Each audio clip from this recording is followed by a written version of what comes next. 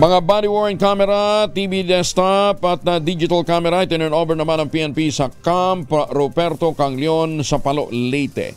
Ang detalye ng balita mula kay Jimmy Angay-Angay, RS32, maupay nga agad Jimmy. Mga body-worn cameras, mga desktop television digital camera na turn over sa mga kapulisan sa PNP Camp Ruperto Canglion, Palo, Leyte.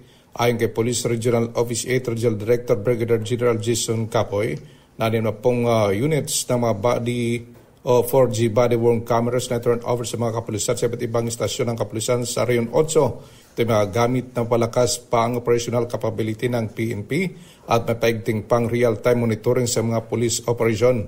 Ito ang kauna-unahang sinagawang turnover ng bagong Regional Director ng PNP sa Eastern Visayas. Mula dito sa DYVL Action Radio Tacloban, ito si R32 Jimmy Angay-Angay para sa DZRH.